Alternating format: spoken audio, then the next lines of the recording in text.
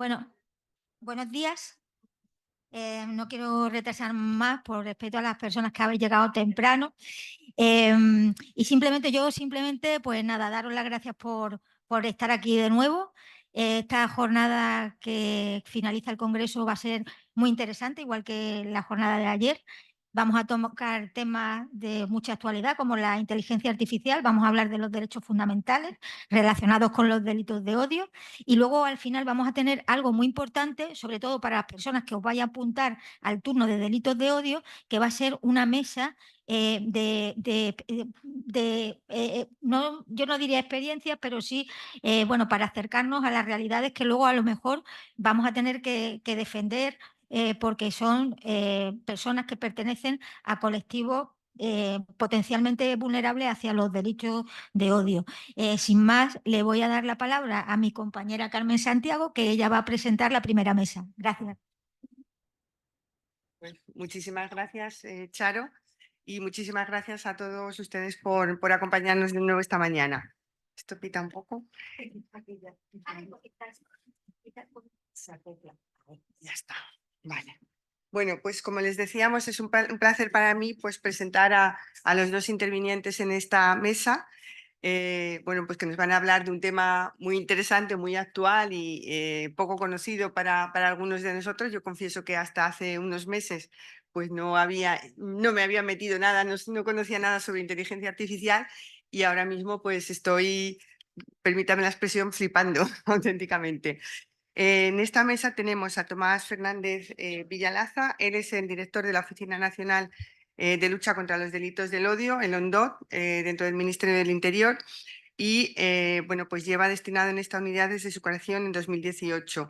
Tomás es doctor en Derecho por la Universidad Nacional de Educación a Distancia, licenciado en Derecho por la Universidad de Valladolid y también es graduado en Psicología por la UNED y además graduado en Criminología por la Universidad Católica de San Antonio de Murcia.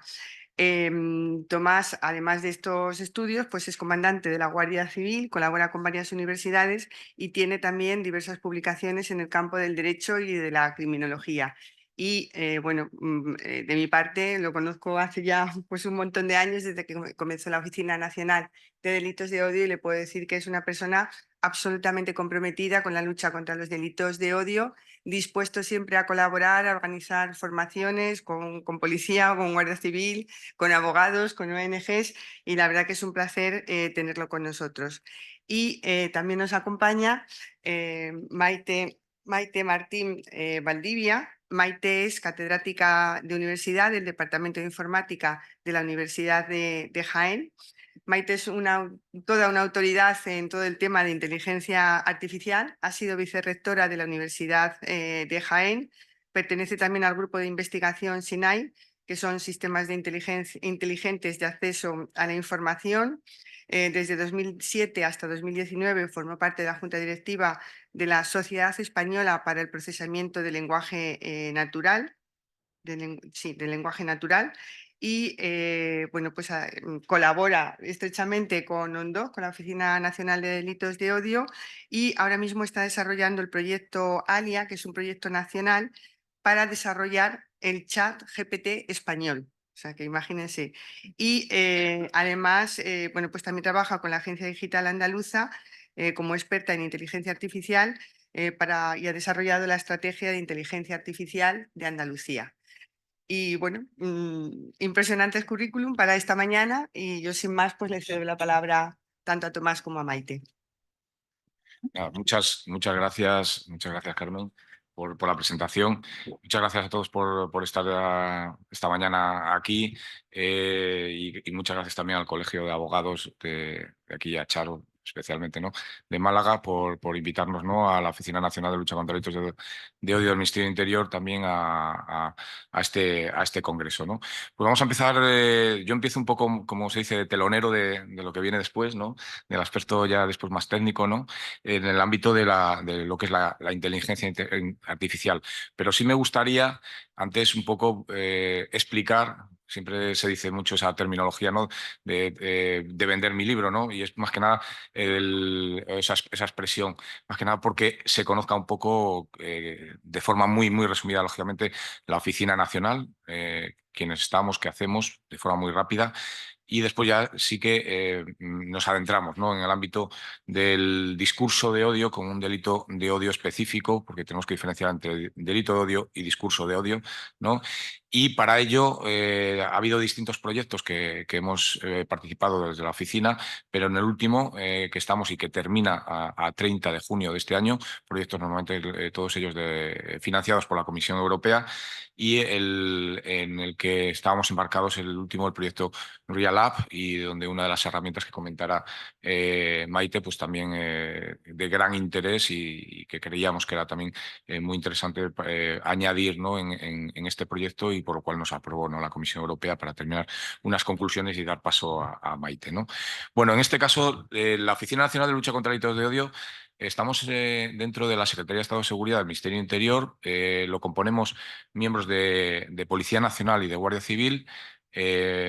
Lo que en un principio se creó, y para lo que desde los inicios, ¿no?, que empezamos en 2017, pero en la Secretaría de Estado de Seguridad una instrucción de 2018, una de las cuestiones que más hacía falta era pues que en el ámbito policial pudiéramos conocer de primera mano lo que sucedía en la propia sociedad a través de los representantes de la sociedad civil, ¿no?, a través de las distintas asociaciones, etcétera, y a su vez, pues esto poder trasladarlo no solo al ámbito policial a través de distintas instrucciones, sino también al ámbito, digamos, político, en este caso a nuestros superiores, por decirlo de alguna forma, porque los que trabajamos en la oficina somos técnicos, no somos en ningún momento del ámbito ni político ni nada por el ámbito en el que pertenecemos, al ámbito policial, ¿no?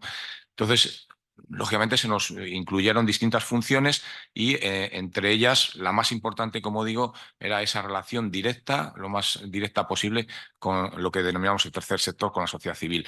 Pero a su vez también tenía que haber algo, ¿no?, que dentro del ámbito policial también hubiera como primer contacto en este ámbito de los delitos de odio y discurso de odio con las distintas organizaciones europeas, también internacionales, pero sobre todo europeas, que existen aquí en Europa, ¿no? Por ejemplo, la Agencia de Derechos Fundamentales de la Unión Europea, que es la FRA, o la propia OSCE, o la ODIHR, que es una oficina de la propia OSCE, que se dedican exclusivamente a intentar coordinar y que todos los países de Europa pues vayamos un poco de la mano en este aspecto. Por lo tanto, ya ahí tenemos una cuestión muy importante.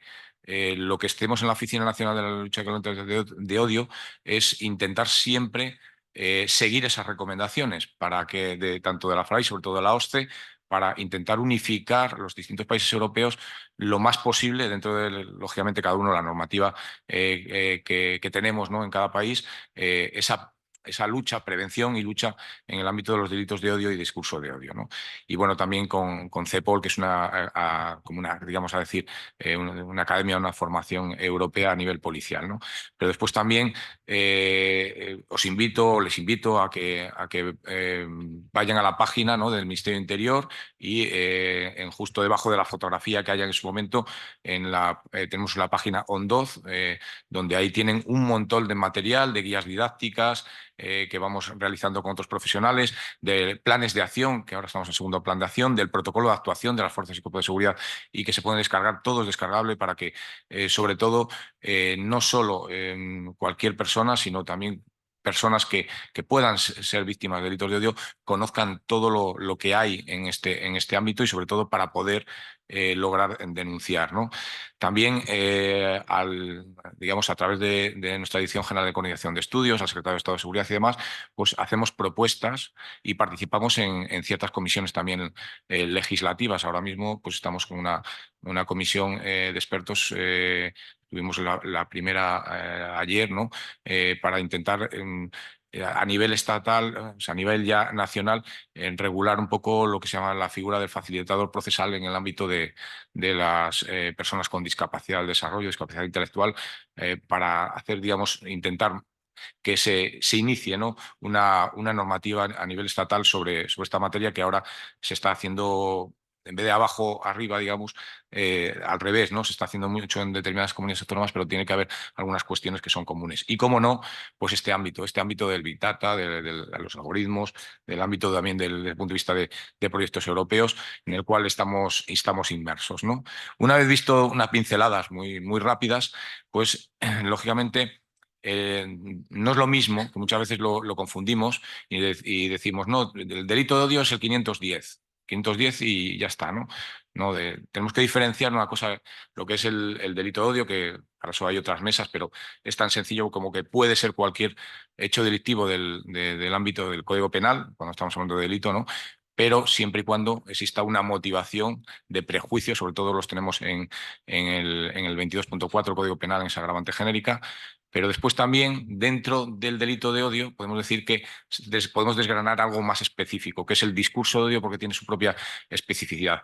Y sí, pero ese sí que está perfectamente marcado en el 510, pero no quiere decir que el 510 sea todo discurso de odio. Hay muchas conductas que son delito de odio, perfectamente. Lo que pasa es que hay un gran número y ya queda perfectamente marcado, sobre todo por cuestiones de las redes sociales, etcétera, marcado el discurso de odio.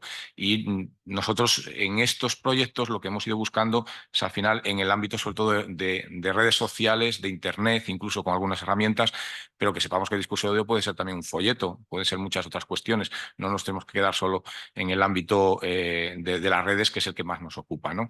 Por lo tanto, sí que lo tenemos perfectamente señalado en ese 510, pero también muchas veces nos quedamos en que el 510 todo discurso de odio, cuando está enmarcado ahí, pero hay muchas otras más conductas en las cuales son delitos de odio y que poco a poco pues va habiendo condenas en este sentido.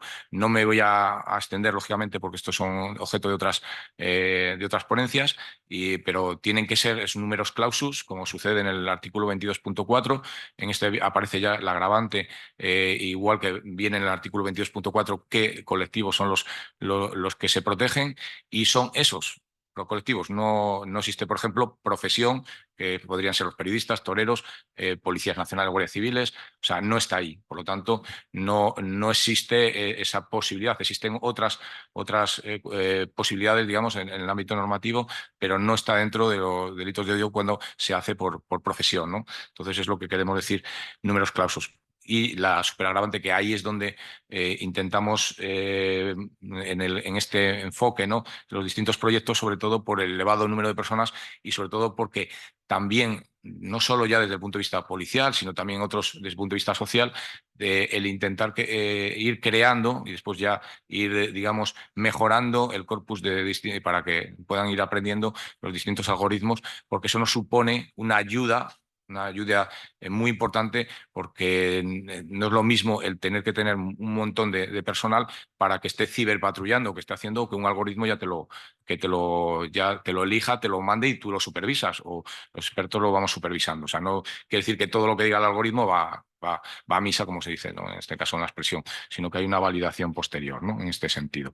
Por eso la inteligencia artificial, pues lógicamente ya hace mucho tiempo ya no es el futuro, ¿no? Ya casi hay muchas cosas que van siendo pasado, ¿no?, en ese sentido, y nos hace falta debido al crecimiento, ¿no?, en las redes sociales que ha habido todos estos años, y que no podemos estar manualmente de forma el consumo de personal que nos llevaría, ¿no?, si no tenemos, digamos, algoritmos preparados para esa detección de discurso de odio, o por supuesto discurso de odio. Otra cosa que después ya expertos lo vamos supervisando en ese sentido, para ver si es posible o no es posible, o incluso para posibles investigaciones que los especialistas en esta materia. Es necesario, por lo tanto, también para la prevención, pero también para pensar soluciones específicas, o incluso formación, que es una de las cuestiones que es muy importante de cara también no solo al ámbito universitario, sino cada vez más, lógicamente, y ahí estamos trabajando en el plan director en centros escolares, donde cuando piden el uso de redes sociales u otras cuestiones similares, se aprovecha y se incluye estas cuestiones de delitos de odio y de prejuicios, ¿no? Esto lo hemos ido realizando a través de 2 planes de acción. El primero fue en 2019 a 2021, pero en el que estamos ahora, que se termina en diciembre de este año, pues hemos ido incluyendo un montón de medidas que van dirigidas finalmente a este ámbito también, entre otros muchos. El que quiera puede descargar ambos planes también, incluso los tenemos en inglés porque nos lo piden habitualmente otros países y tenemos que ir, digamos, un poco a explicar cómo se ha hecho estos planes de acción, que al final los planes de acción lo hemos hecho entre todos, no lo ha hecho solo la oficina, sino que en colaboración con las distintas organizaciones, con el Ministerio Fiscal, el Consejo General del Poder Judicial, de otros ministerios, nos van planificando, nos van mandando medidas que podemos intentar de forma transversal ir realizando, ¿no? Entonces, algunas de estas medidas, lógicamente, pues tenían que ir acorde a la búsqueda del discurso de odio. Una de ellas es la realización que estuvimos en diciembre realizando más que un Referral Action Days, que es de búsqueda simplemente discurso de odio para petición de que las plataformas lo eliminen, o para investigación si son cuestiones que son mucho más graves y que podrían ser ya hecho delictivo. También incluso Joint Action Days, en el cual no solo es discurso de odio, sino también investigación y detenciones, ¿no? Ahí, desde la ONDOZ, pues con otros colaboradores, pues coordinamos con otros países como Francia, vamos, en este caso fuimos nosotros los coordinadores y íbamos coordinando a otros países como era Alemania, Francia, Austria, etcétera. Entonces, para que en unas semanas concretas y en el Joint Action Day, en un día concreto, se produjeran todas las investigaciones o que se pudieran terminar un día, 2 días, detenciones, investigaciones, etcétera, a nivel europeo, ¿no? Pues esto es una de las cuestiones para, desde el punto de vista europeo también, la lucha contra el discurso de odio. Para esto también hay que tener herramientas que podamos trabajar y que nos den esta facilidad para poder hacer este importante trabajo en general, ¿no? Después, esto nos sirve también para hacer estudios empíricos, en este caso, porque todo no nos sirve. Muchas veces podemos decir, por lógica y por nuestra experiencia, marcar determinadas hipótesis. La hipótesis más clara es que el discurso de odio influye después en el delito de odio físico, ¿no? El online influye en el offline. Es una hipótesis clara, que por lógica lo sabemos, pero necesitábamos que hubiera estudios en este ámbito y, aprovechando estos algoritmos, pues pudimos, ¿no? En determinados momentos ver cómo, y ahora está pendiente además de publicación, ese discurso de odio influye verdaderamente en agresiones, etcétera, que se producen sobre estas materias, ¿no? Entonces, sí que influye, digamos, el mundo online en el mundo offline, y esto es metodológicamente no sirve solo que hoy en día digamos que por nuestra experiencia creemos que sí, no. Tiene que haber, digamos, incluso artículos científicos que puedan ser replicables y que se puedan realizar, y además en otros idiomas, bueno, lógicamente en el inglés, para que puedan en otros países también replicarlo, ¿no? Después, en este caso también muchas cuestiones. Está otra, que en proyectos, una de las medidas era lo que estamos comentando, el participar en distintos proyectos, sobre todo a poder ser, bueno, pueden ser nacionales, pero los más que preferimos solo porque tiene mayor financiación, los de la Comisión Europea, en el cual queremos conseguir herramientas para poder detectar este discurso de odio. Y en esto están marcados estos proyectos, en los que hemos participado. Digo que hemos participado porque en un principio, desde la oficina, dirigimos algunos TFMs que nos interesan, trabajos finales de máster, incluso algunas tesis doctorales en el ámbito de delitos de odio, que nos interesan para también retroalimentarnos, lógicamente, en esta materia, ¿no? Y uno de ellos fue cuando ya se creó el precursor, digamos, o el inicio del algoritmo que comentaremos ahora, y que es el algoritmo Heiterbert, ¿no? Y gracias a ese, digamos, esos inicios, que fue un trabajo fin de máster, pues en uno lo incluimos ya en uno de los primeros proyectos sobre discurso de odio, que en colaboración, lógicamente, con otros socios también, como Veraxe, el Observatorio de Español de Racismo y Xenofobia, que lideró el proyecto, igual que ahora en RealApp también con otras universidades con las que también estamos trabajando, ¿no?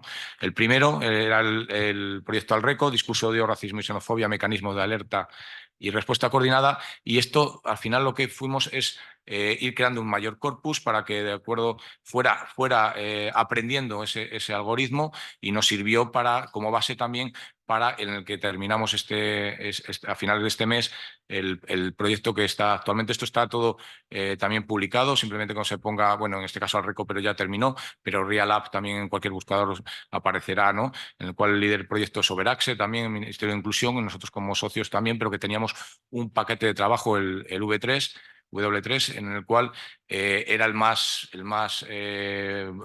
digamos, más fuerte, porque tenía que ver con este trabajo de algoritmo y con distintas herramientas para que pudiera ese algoritmo seguir creciendo, pero no solo desde el punto de vista de que tenga un mayor corpus todavía, de mayores tweets, sino también ir buscando no solo en X, en lo que era Twitter antes, sino también en otras redes sociales, en otros medios digitales, etcétera, digamos, ir ampliándolo, ¿no? En ese sentido. Por eso se llama discurso de odio, racismo, xenofobia, mecanismo de alerta y respuesta, análisis del discurso, upstander, que lo que queríamos ya también es añadir también algo nuevo, y que es lo que comentará Maite, porque nos parecía muy interesante que el algoritmo no solo aprendiera ya también cada vez más a detectar ese discurso de odio a través también no solo de palabras, ¿no? De procesamiento natural del lenguaje, sino también de números, de otra simbología que se utiliza para,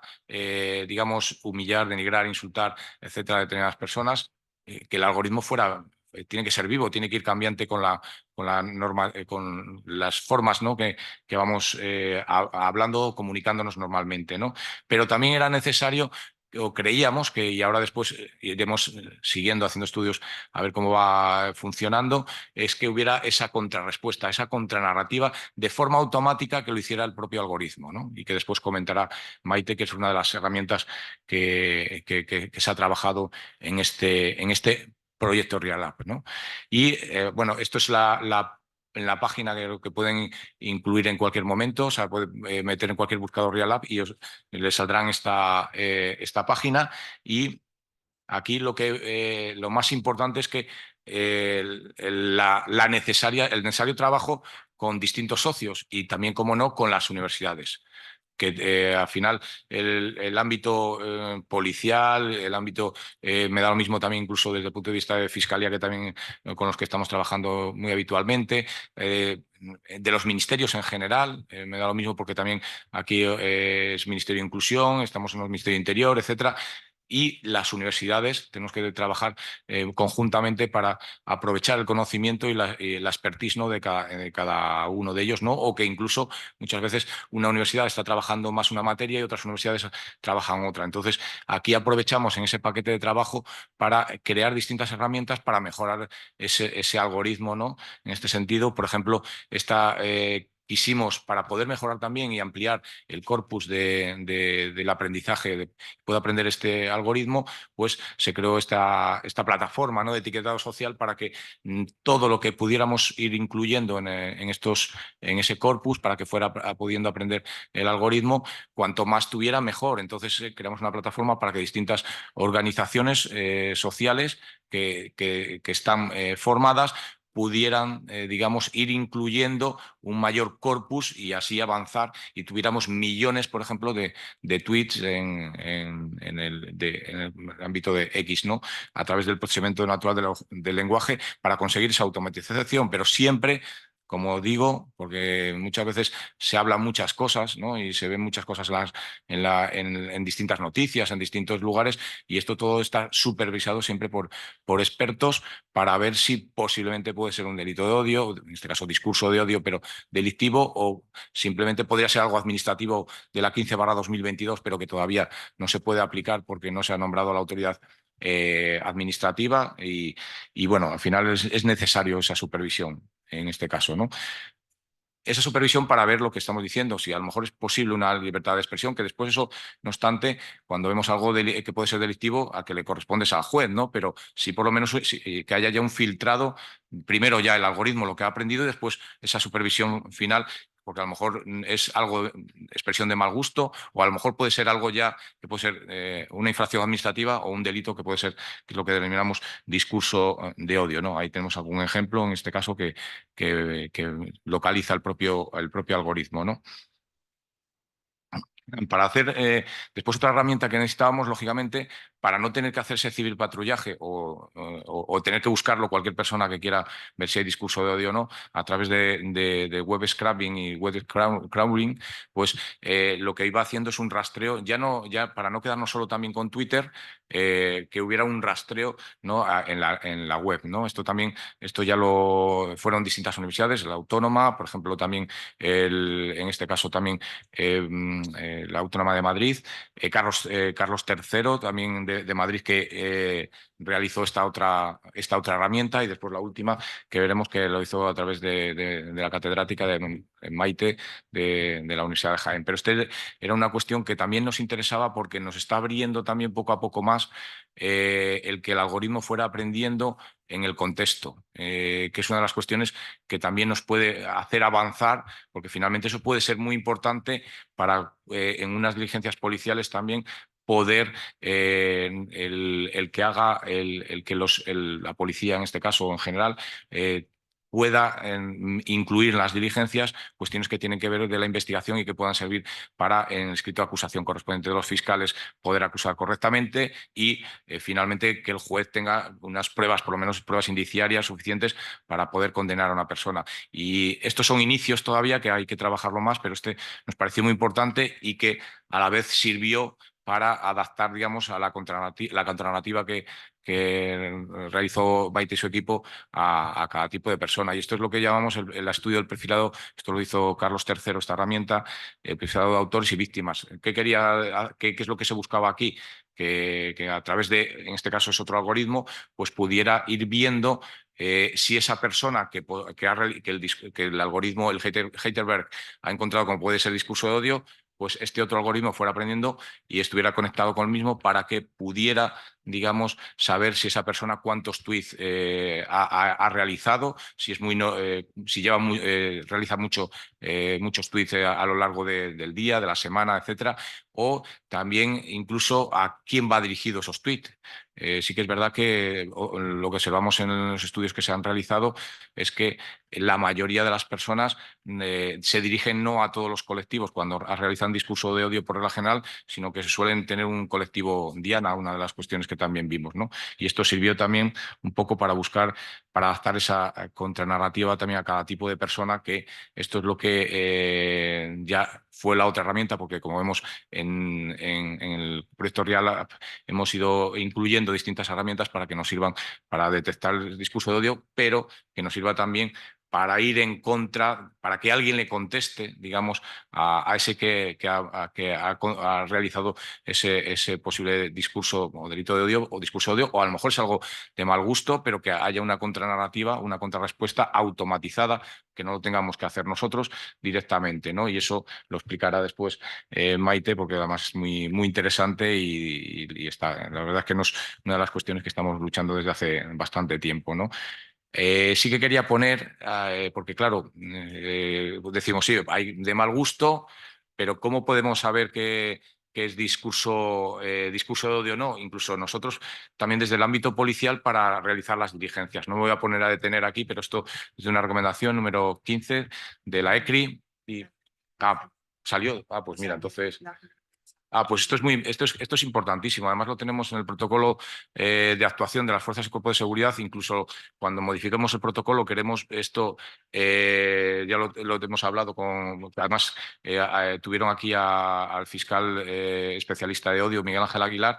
Lo tenemos hablado para cuando quiero crear un grupo de trabajo, a ver si nos da tiempo, o por lo menos a partir ya en el segundo semestre de este año, en el cual, lógicamente, tengo que contar con la expertise, ¿no? del fiscal de Miguel Ángel Aguilar, porque estas cuestiones son muy interesantes a la hora de poder, desde el inicio, hacer unas diligencias adecuadas para poder intentar que después ese escrito de acusación corresponda con lo que vemos que puede ser claramente un discurso de odio, no algo de mal gusto o algo que puede ser incluso administrativo, ¿no? En ese sentido. Y esto ya lo incluyeron, es lo que llamamos el test de Rabat, y lo incluyeron en el plan de Rabat, ese umbral de discurso de odio, y tenemos que ir viendo, no hace falta que se cumplan todos, pero cuanto más se cumplan mejor, y esa es de la forma que desde el ámbito policial y el ámbito cuando se realiza el escrito de acusación, se puede inferir y demostrar, o por lo menos con determinados indicios, que podemos estar ante un delito de discurso de odio.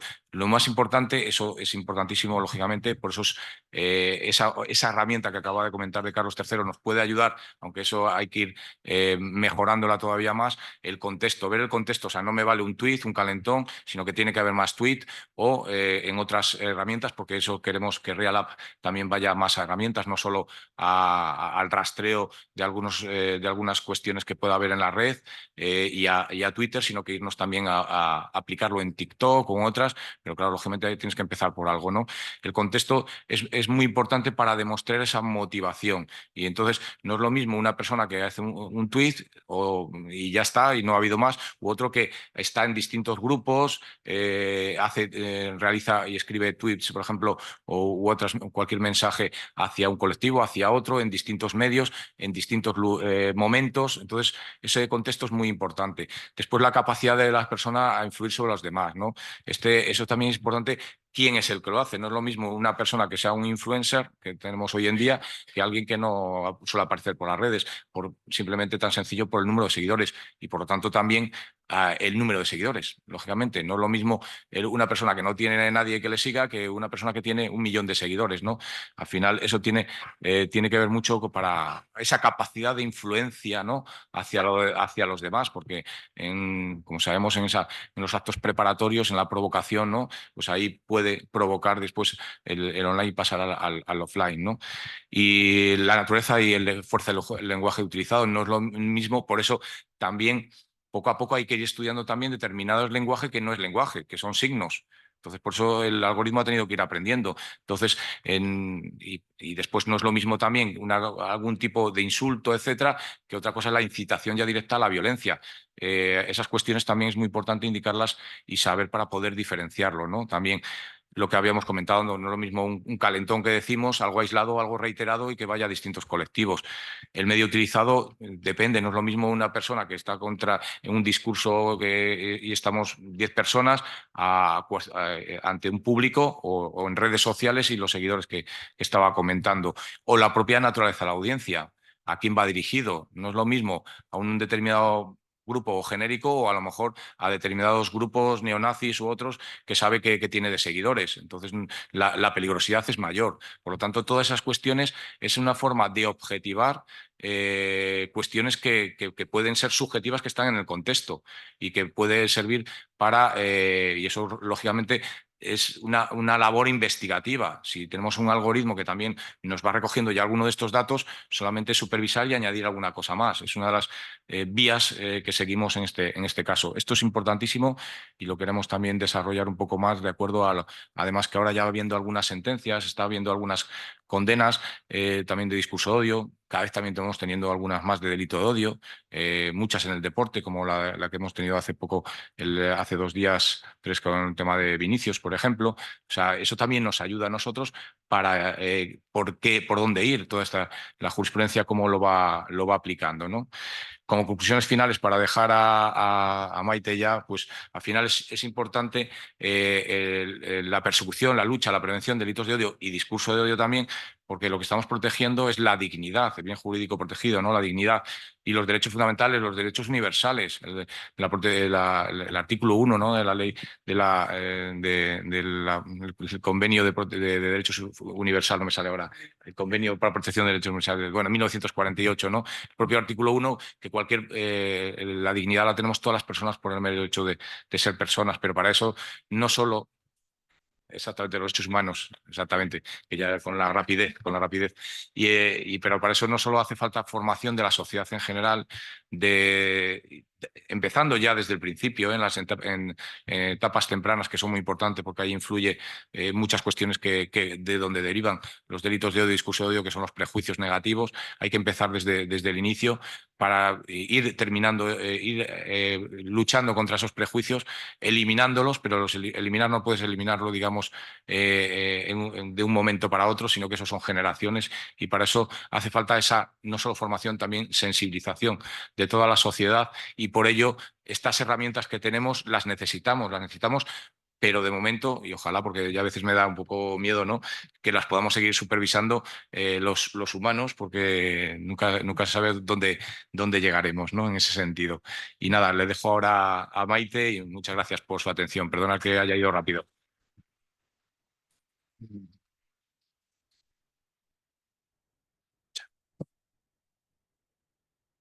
Si la tienes abierto, mira, aquí. No, es que están los dos abiertos. Sí, pero estaba abierto también. Ahí. Es que... quito esto.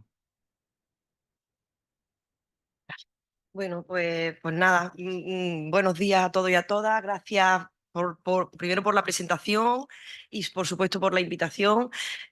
Aquí yo estoy un poco en minoría, me parece a mí, soy un poco la infiltrada, pero he hecho una presentación, he puesto algunas diapositivas un poco de contexto, porque me da la sensación de que a veces hablamos y la gente no nos entiende mucho, ¿no? Entonces, he hecho luego un pequeño paréntesis para poner en contexto en lo que trabajamos y lo que es la inteligencia artificial, y para que no tengamos miedo, aunque a veces hasta a nosotros nos da un poco, pero bueno, que esto está aquí ha venido para quedarse, y tenemos que subirnos al carro, no hay otra.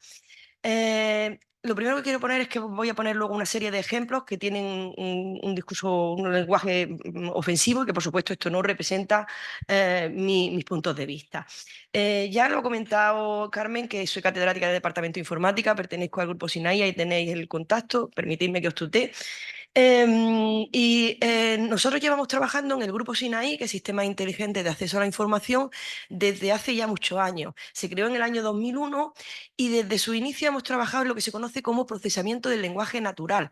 Voy a explicar luego un poquito más lo que es, pero para entrar un poco en contexto, esto es un área de la inteligencia artificial que está más de moda que nunca, porque aunque no hayáis entrado todavía, ni lo hayáis instalado, ni nada, todos escuchamos ya todos los días en las noticias ChatGPT y los modelos de lenguaje. Los ministros hablan de los modelos de lenguaje como si fuesen una herramienta de uso diario, y de hecho lo va a ser, en mi perspectiva. Pero entraré un poquito más en detalle a continuación.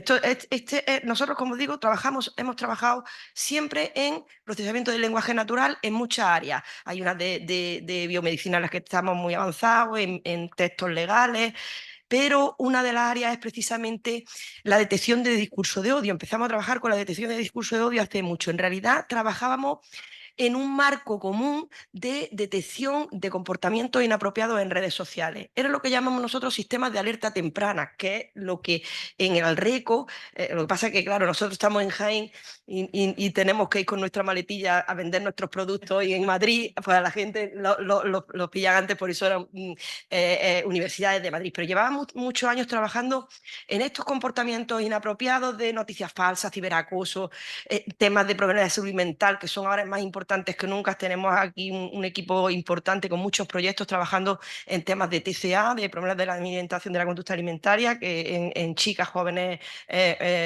fuimos pioneros incluso a nivel internacional en trabajar con temas de anorexia y bulimia y atracón, ¿no? Pero centrándonos ya en el discurso de odio, como digo, nosotros trabajábamos Ay, esto se me ha ido. Espero que luego esté, sí. Estábamos centrados en detectar el discurso de odio. Cuando salimos en Antena 3, os cuento un poco el desarrollo salimos en Antena 3 ayer con Matías Prats porque hicimos un desarrollo, un corpus, ¿no? una herramienta de Telegram para que la gente insultara a Telegram un montón durante la pandemia, para recoger toda esa información, integrarla en los sistemas y que funcionaran mejor. Y entonces desde la ONDOS nos llamaron, oye, que nosotros estamos trabajando también en esto, y desde entonces teníamos una colaboración. Y cuando consiguieron su proyecto Real App, tenían su paquete de trabajo que ha comentado Tomás de tratarla a las contranarrativas. Y esto quería decir que había que generar texto. Nosotros nunca habíamos trabajado en esto, porque en realidad trabajábamos en clasificación de texto, en detectar el texto.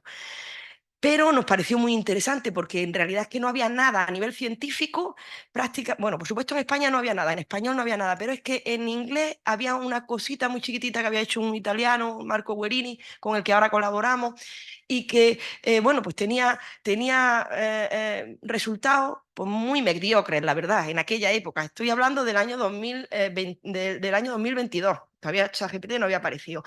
Entonces empezamos a ver aquello y dijimos, bueno, pues es muy interesante porque efectivamente nosotros ya tenemos sistemas de detección de discurso de odio, pero luego, ¿qué hacemos con esto?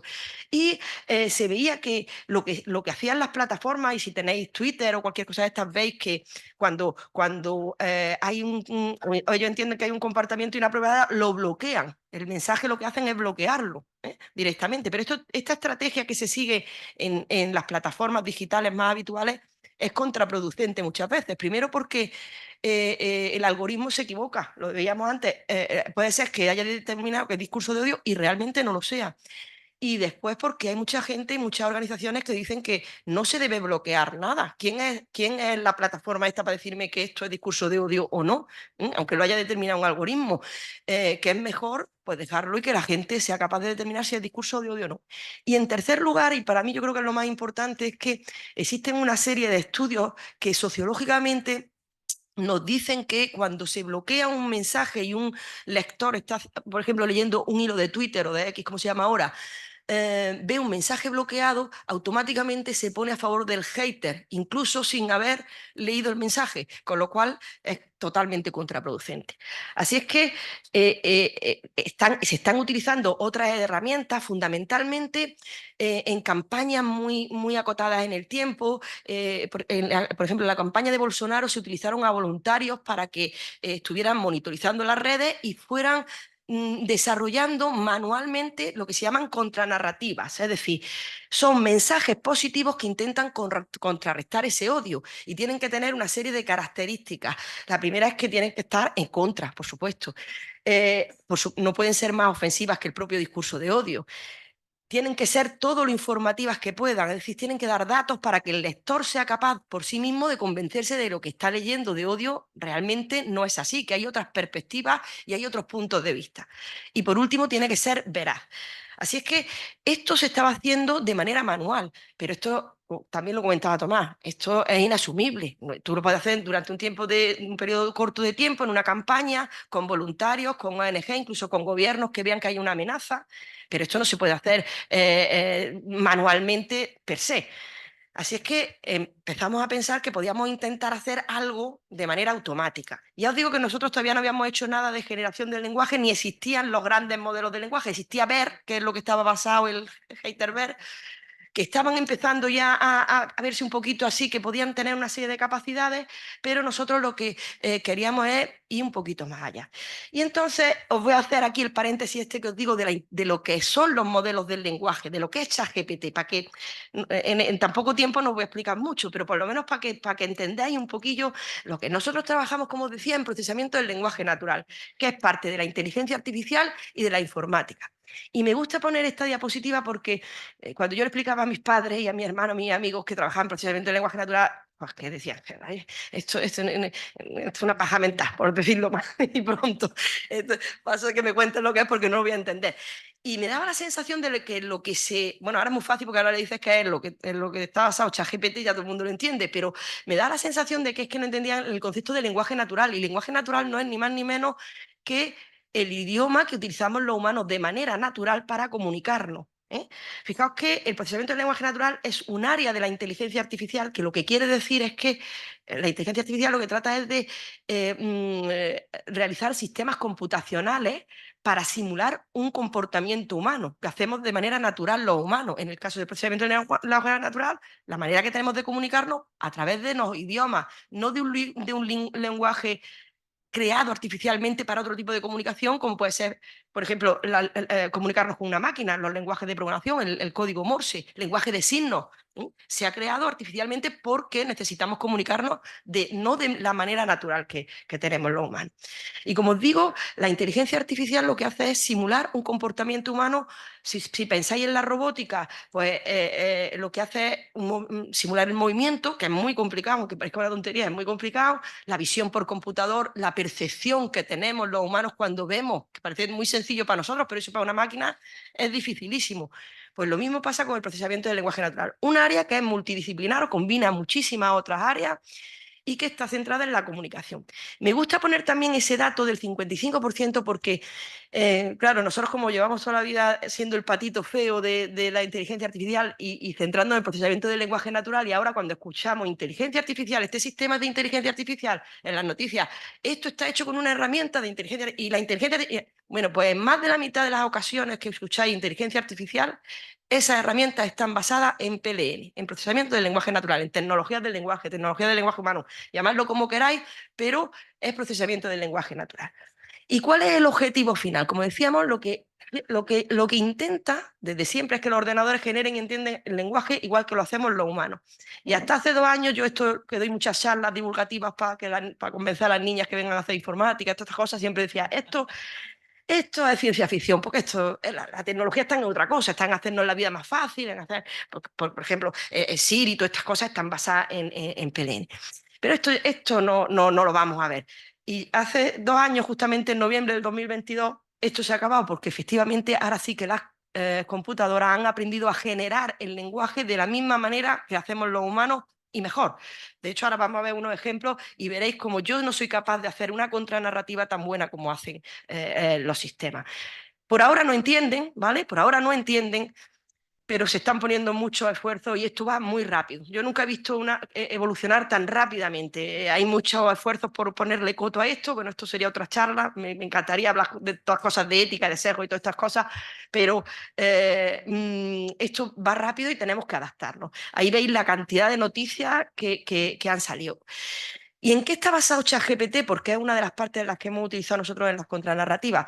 Esto es lo que se llama grandes modelos del lenguaje. Se llama LLM. Y aunque lo veáis raro, hasta, como digo, el otro día cuando escuché al ministro Escrivá hablar de los LLM, en el telediario digo, ostras, esto ya ha venido para quedarse de verdad, ¿no? Porque es un tecnicismo total. Son inteligencias artificiales generativas, es decir, generan cosas, generan imágenes. ¿Habéis visto ya las imágenes del Papa vestido de blanco? Pues eso es una inteligencia artificial generativa. El caso de los LLM es con lenguaje. Y lo que ha hecho ha sido aprender de millones y millones y millones de textos. De los textos que tenemos digitalizados que estaban ahí y antes no teníamos capacidad de cómputo y ahora se han juntado todas las grandes tecnológicas y lo han metido todo ahí a mogollón y claro, han estado calladitos hasta que esto, ¡pum!, ha llegado de golpe.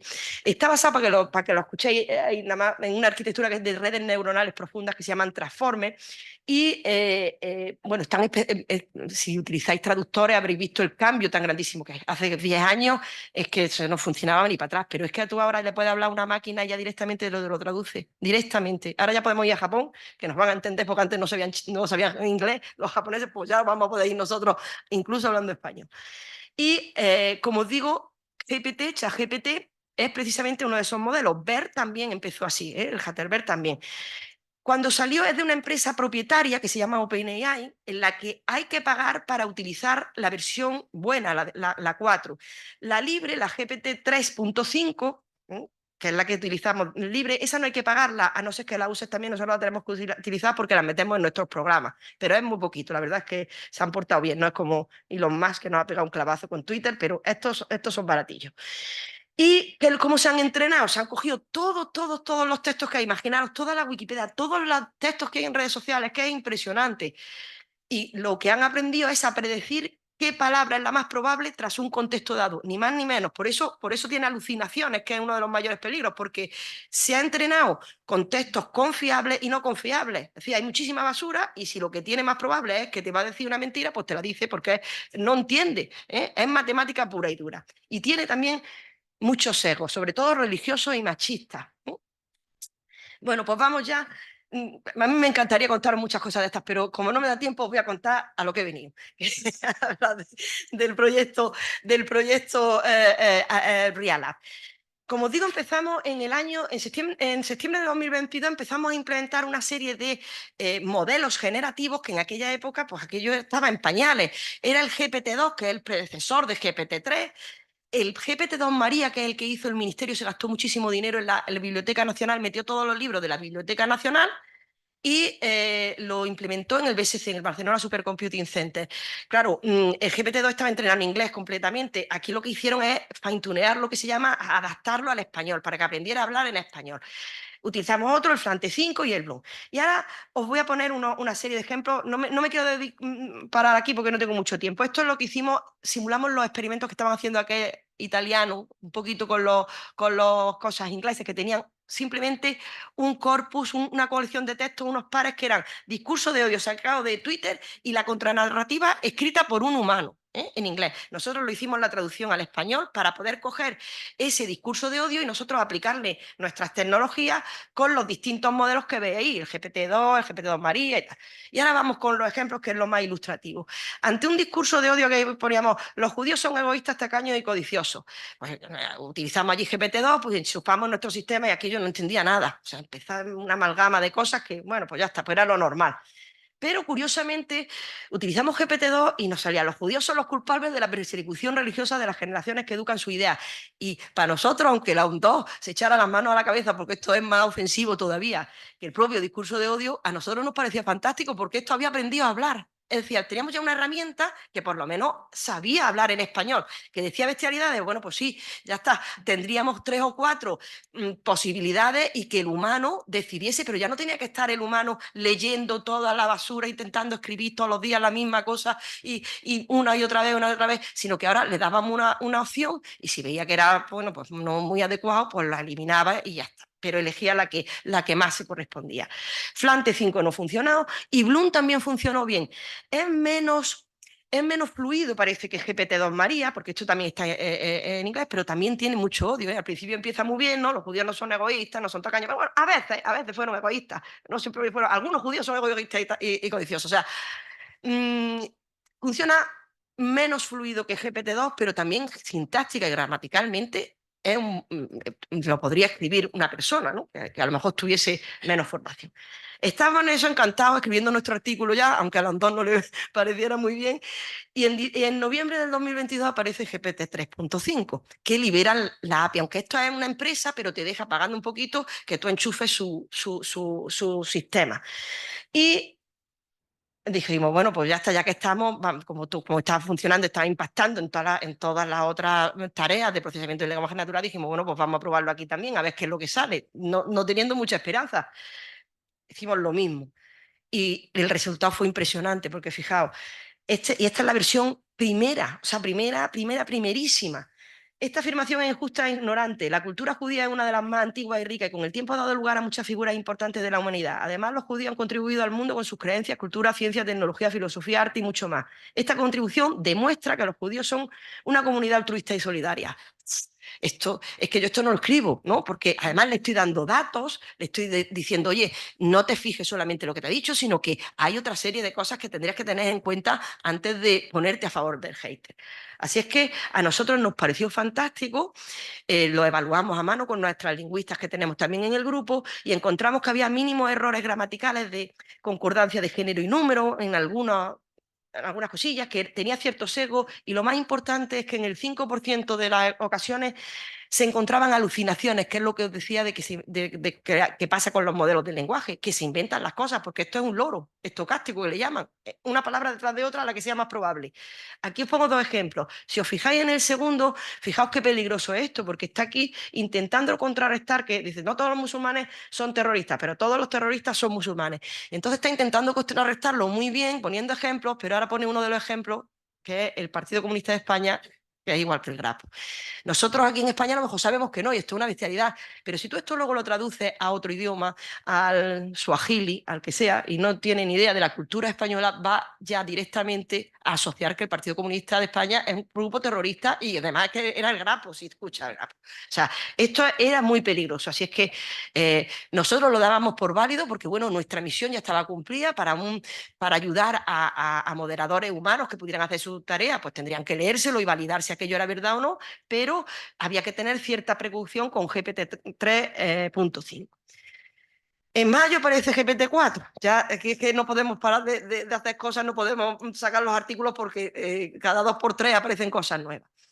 Y dijimos, bueno, pues vamos a probarlo también ahora con un corpus maños, con otros objetivos de odio para que sea más robusto, para que sea más flexible.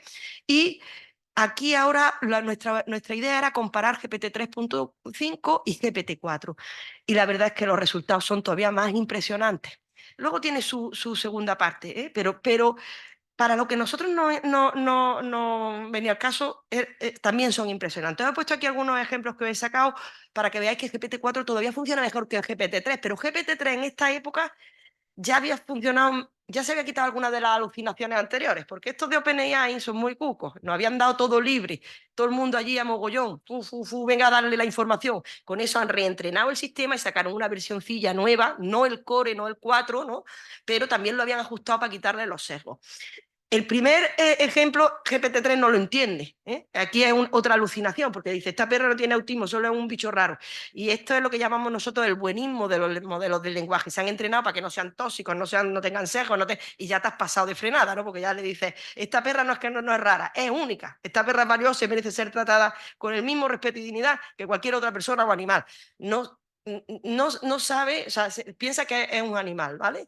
Sin embargo, GPT-4 sí que lo ha entendido, o si no lo ha entendido, tiene dudas y lo pone ahí genéricamente, como os pongo no sé si se distingue aquí el colorcillo, sí, en moradillo, patrones. Él aprende patrones, ¿no? Y le da igual que sea una persona con discapacidad, que sea una persona de la comunidad gitana, que sea un inmigrante, que sea... Da lo mismo, porque él va a hacer y va a dejar el hueco para que tú le pongas, para que él ponga lo que está. Y se ve muy bien en el tercer ejemplo. Si leí el tercer ejemplo es que eso lo podríamos poner en cualquier grupo vulnerable con que se estuviesen metiendo. Para lo que nos ocupa está muy bien. Si yo ya luego quiero incidir un poco, habría que adaptarlo a cada uno de ellos y no ser tan estupendo y tan fantástico. A lo mejor te tienes que equivocar y ser más directo.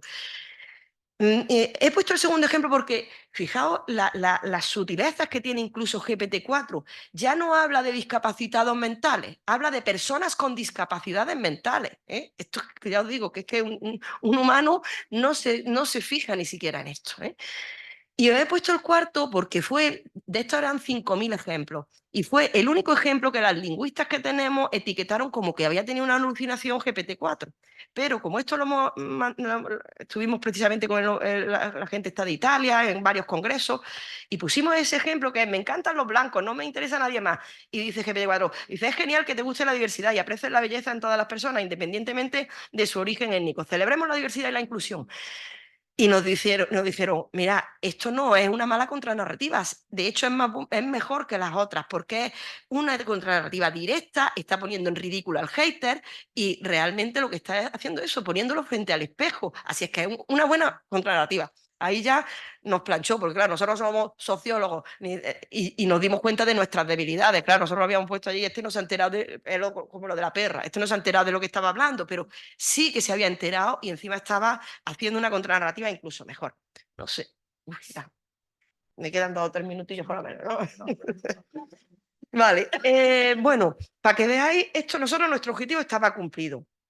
Pero en septiembre del 2023 empezamos ya a pensar que, claro, habíamos detectado algunas alucinaciones, algunos sesgos, y esto tiene un problema el utilizar estas herramientas porque son de empresas OpenAI. Esto es como si tú a Microsoft le dices, oye, que yo quiero quitar el menú de archivo, lo quiero poner más a la derecha. Pues mire usted, no, porque este es el producto que te vendo y punto. Pues esto pasa lo mismo con OpenAI. Yo tengo este producto, tú pones una entrada y yo te doy la salida. Y no me digas que tiene sesgos porque yo ya me enteraré de si tiene o no y haré lo que quiera.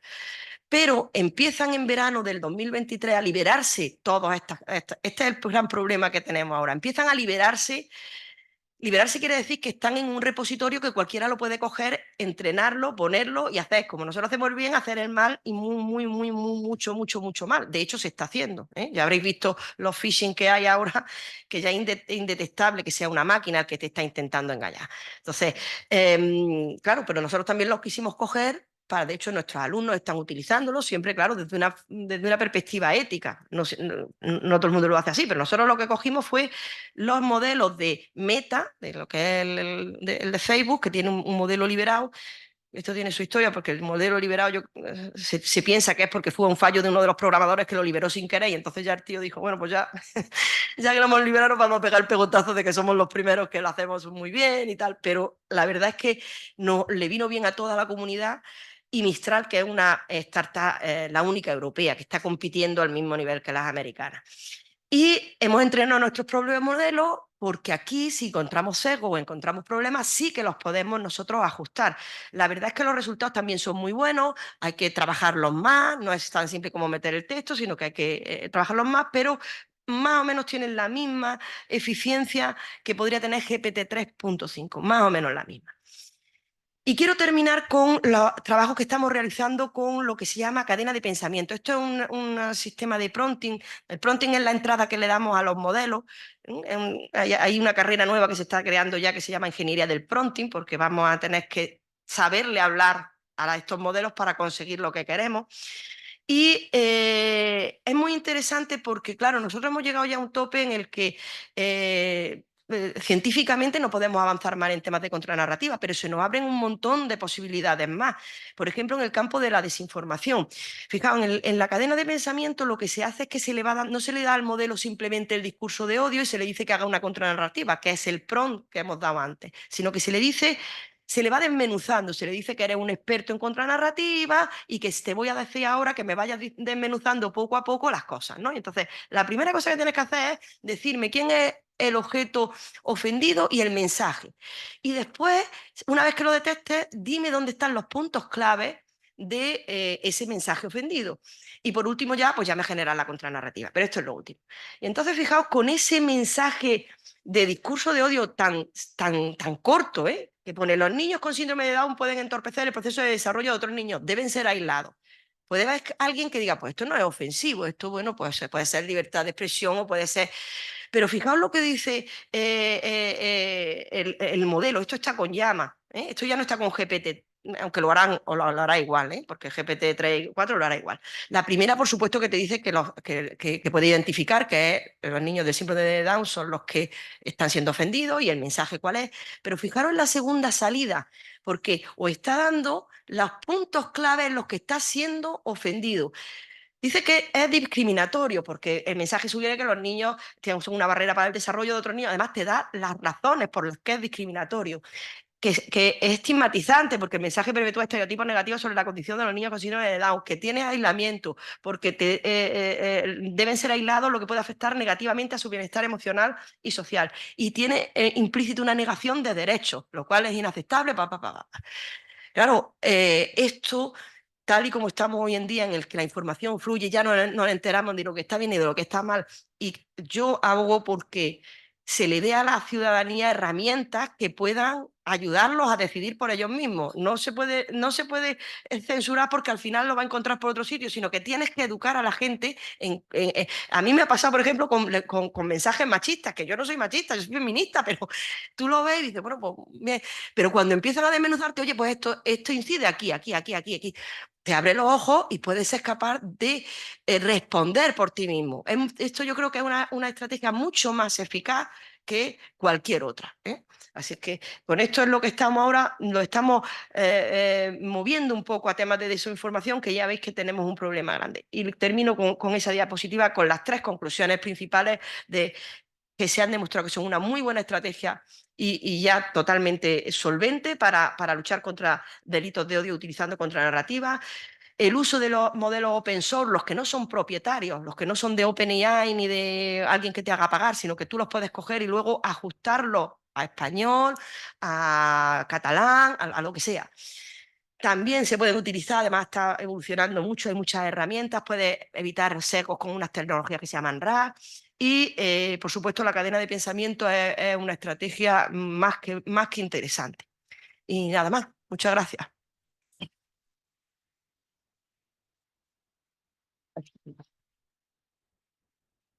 Bueno, pues muchísimas gracias, Tomás y Maite. Vamos muy justos de tiempo, pero si queréis hacer alguna pregunta, 5 minutos. Sí, por ahí.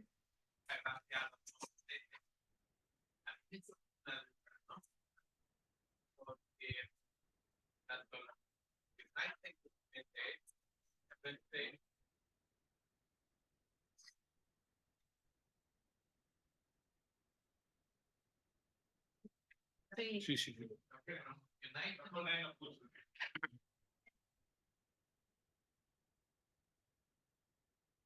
Ahora. Muchas gracias por la exposición, que me ha resultado muy interesante. Tengo que reconocer que a la catedrática algunas cosas como que no la he pillado y además habla muy rápido, ¿no? Pero os diré, en el contexto que tenemos de dos guerras, ¿no? Una, por los que inventaron esto del discurso del odio, ¿no? Podría decirse. Otra de carácter político, porque se acusa, bueno, a ciertos sectores, ¿no?, de Rusia. Esto tiene un riesgo muy grande y vosotros, vaya, me gustaría que me aclararais hasta qué punto, qué contramedidas podemos tomar. Lo digo por lo siguiente. Ayer preguntó una compañera una pregunta fundamental. Oye, ¿cuáles son los límites entre los discursos del odio y la libertad de expresión? Fue al final, ¿no? No, vaya usted al plan de Rabat. Hoy creo que se ha puesto ahí uno. Yo he leído el plan de Rabat y el plan de Rabat dice lo que dice y como diría la del 1, 2, 3, hasta ahí puedo llegar. Entonces, esto es un riesgo. Es un riesgo porque muchas veces el poder político y lo que representa el poder político nos quieren sentados y con las piernas colgando. Y se va a censurar la crítica. Hay muchas entradillas de un magistrado del Supremo, de Oliver Wendell Holmes, sobre el riesgo de estas cuestiones precisamente que estamos hablando, utilizando discursos de odio. Ayer vimos el caso de Amanda, cuando preguntaba por el tema de las señoras que se manifestaban en Cataluña con motivo de una competición de fútbol, creo que era con la bandera de España, y la posición de la Fiscalía General de España al respecto, que bueno, yo no comparto, pero bueno, es la posición que tiene hoy por hoy, ¿no? Entonces, ¿habéis pensado realmente en contramedidas que nos hagan más saludable, digamos, nuestra salud democrática a los ciudadanos de los países del espacio Schengen? Empiezo yo, que creo que la contestación debe ser más bien de Tomás. La verdad es que yo veo muchísimo peligro, pero ya no porque estos los rusos que tenían estas herramientas ya. Si esto es lo que yo os digo, es que OpenAI la ha sacado cuando ha llegado el momento de decir, y ahora os voy a coger como conejillos de India para que metáis toda la información porque voy a sacar mi producto. Pero bueno, esto lleva muchos años. Desde Google aquí hay alguna gente que también es mayor como yo, pero cuando salió Google y era gratis, eso fue un bombazo. Que alguien te diera un software gratis, eso no había existido nunca. Estos tíos, ¿cómo nos dan esto gratis? Y esto busca la información. Porque no era gratis. Éramos nosotros el producto, le estábamos pagando con nuestra información. Aquí está pasando lo mismo. Y estos modelos existen ya desde hace tiempo. El ejemplo más claro que yo veo es el que podemos ver todos los que usamos traductores en la traducción automática. La traducción automática, cuando llegaron esos transformers que he hablado que no suenan a ninguno, cuando llegó esa tecnología fue un antes y un después, porque consiguieron meter toda la información y van incluso aprendiendo. Y es un salto de calidad porque han aprendido a hablar como nosotros. ¿Qué pasa en el tema de la desinformación y qué pasa en el tema de discurso de odio y todas estas cosas? Porque aquí es que han mezclado muchos conceptos. Una cosa, claro, la primera cosa es determinar quién determina qué es discurso de odio y quién determina que no lo es. Por eso digo que me gusta tanto de las cosas que estamos haciendo, porque nosotros lo que queremos es dar herramientas para que la gente determine qué es discurso de odio y qué no lo es, que le tenga todas las versiones. Esto es muy difícil porque el que es un hater y el que no quiere saber no va a mirar ni herramientas ni va a mirar nada, pero hay una gran mayoría de personas que están ahí, que sobre todo muchas personas jóvenes, que les da igual, le vas a poner un tuit y se lo van a creer a pie juntillas. No ha tenido otra posibilidad, no están educados, igual que antes enseñábamos a la gente a escribir y a leer, pues ahora hay que enseñarla a utilizar estas herramientas, porque esto ha venido para quedarse. Esto es lo que nos ha tocado vivir, lo que le va a tocar vivir a mi hija. Y tendrán que estar lo más formadas posible. Y es función de los gobiernos el que las puedan educar. No censurar, porque yo no estoy de acuerdo en que se censure, pero sí educar a la ciudadanía a que sepa elegir por ellos mismos, porque si no, estamos dirigiendo, por lo menos desde mi punto de vista, y en esto soy yo ignorante porque esto es un punto de vista personal, no es un punto de vista científico desde el punto de vista legal, porque yo soy científica de informática, yo hago esto porque es lo que estoy haciendo. En mi universidad me pagan por proyectos, tengo a la gente contratada, en fin, sacamos nuestros articulillos, las cosas de la universidad, que a lo mejor nos gusta esto porque estamos transfiriendo, ahora sí que estamos transfiriendo nuestro conocimiento de verdad y podemos aportar. Esto que comentaba Carmen, que no sé si ha sido un regalo o una bomba, que vamos a participar mi grupo en la generación del ChatGPT en español. Esto es muy importante, porque además es que el ChatGPT que estamos usando es que está entrenado para los americanos, punto, porque es que hay más textos americanos.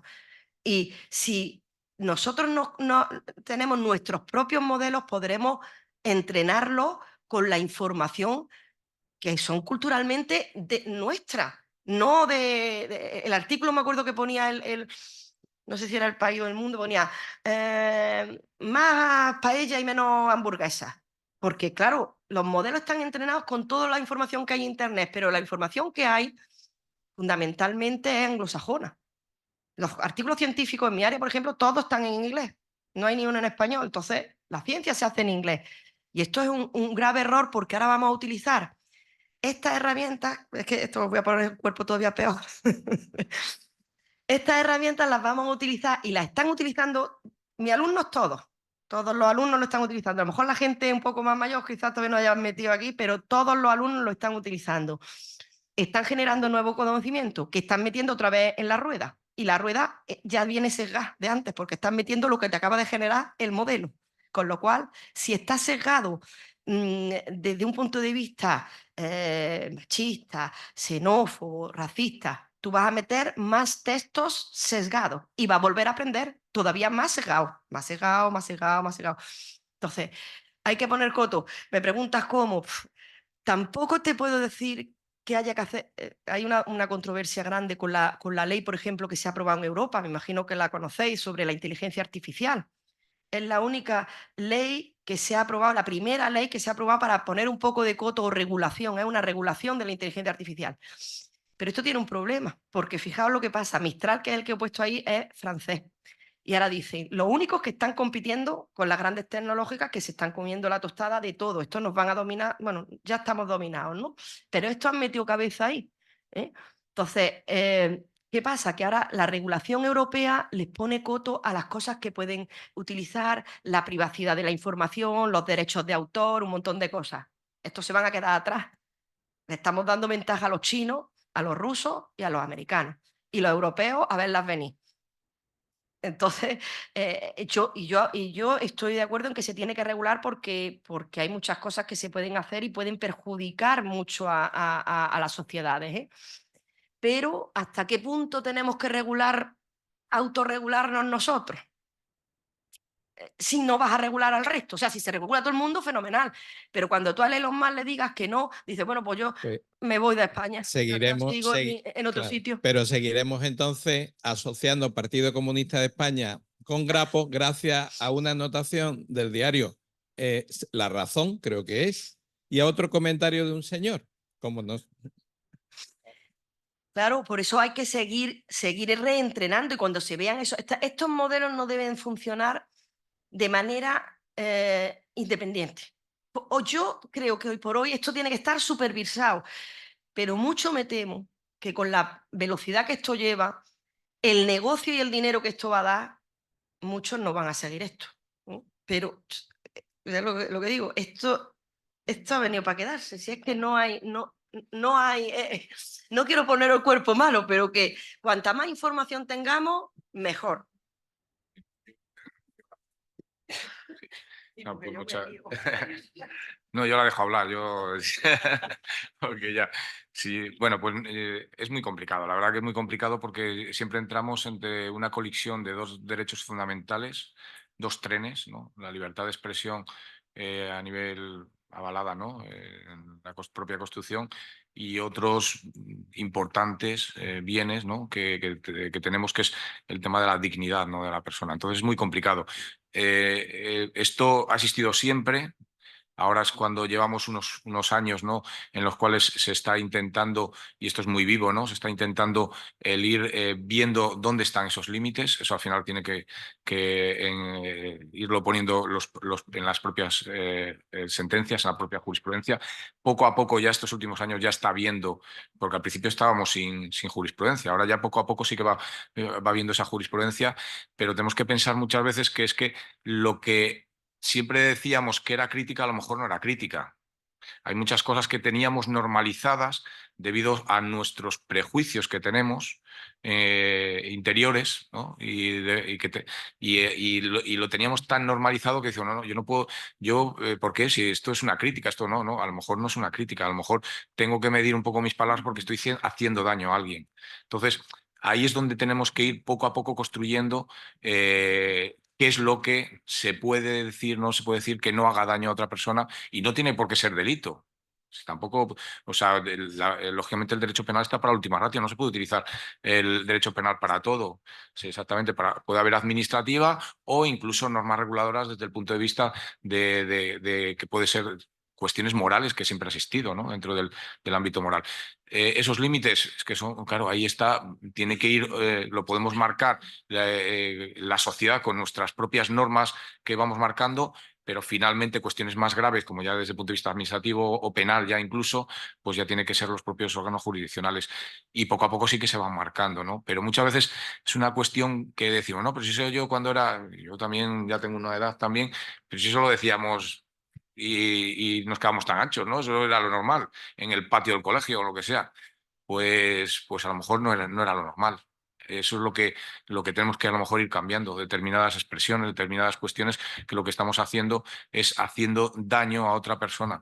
Estamos teniendo por cuestiones en el ámbito de ciberbullying, por eso ahí también nos metimos rápidamente a la Oficina Nacional cuando van a estas cuestiones de charlas, porque muchas cuestiones no era un mero, entre comillas, vamos a decir, ciberbullying de acoso. No, no, es que ese acoso venía por algo, o porque esa persona es LGTB, o porque es autista, o porque tiene algún tipo de discapacidad, y eso hace mucho daño. Dicen, a ver si no se entera. ¿Cómo que no se entera?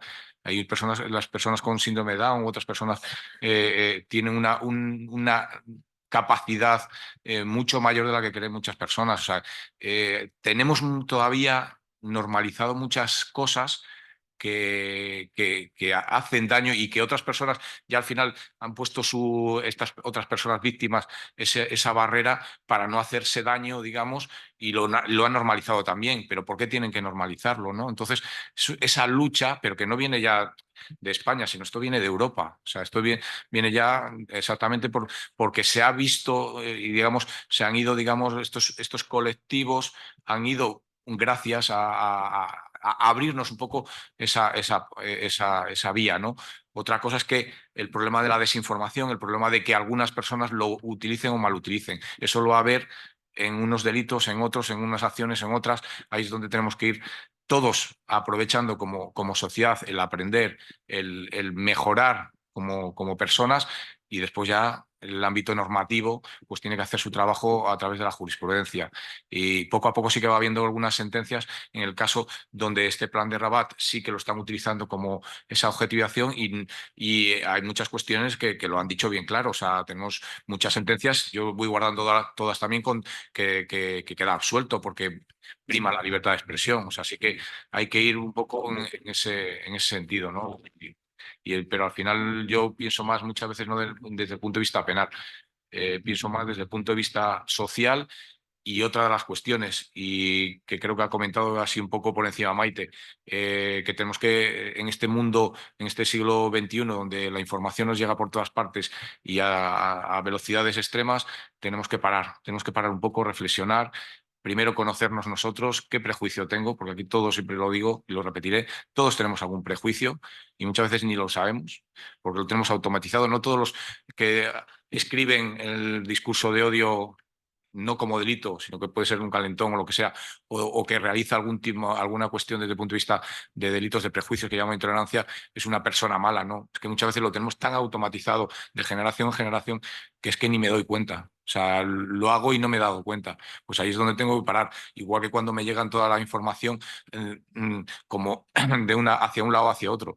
Pues tendré que parar un poco y en vez de retuitear o pasarlo, pensar, digo, vamos a ver, esto, ¿qué es lo que me está diciendo? ¿No? Porque muchas veces a lo mejor lo que viene es a confirmar algo que yo automáticamente tenía en mi mente por un prejuicio que ha venido dado de generación en generación. O sea, son cuestiones que es pararnos a reflexionar un poco muchas veces. Entonces, ya desde el punto de vista social, desde el punto de vista jurídico, ya es ir esperando. Y ahí es donde esa posible manipulación hacia un lado o hacia otro es la que nos corresponde a las personas de una forma más metódica y más, no en el mundo en el que vivimos tan rápido que tenemos que correr para todo y después pasa lo que pasa, que sin darnos cuenta estamos retuiteando cosas o mandando otras cosas que ni las hemos comprobado ni nada porque es de mi posición y a lo mejor resulta que están aprovechando las personas que son de esa posición para que hagan eso y no nos estamos dando cuenta. O sea, es un poco el abrir la mente en ese sentido. Lo otro siempre va a ser muy complicado porque al final estamos comentando lo que bien ha dicho, ¿no? Habrá gente buena y mala en distintos, que por medio de estas cuestiones pues prefieran aprovechar esos sesgos que tenemos todos para llevarnos hacia un lado o hacia otro. Ahí es donde nosotros no tenemos que dejarnos llevar. Muchas gracias por la pregunta porque es una problemática que seguiremos. Seguiremos. Pues nada, creo que se nos agota el tiempo. Muchísimas gracias.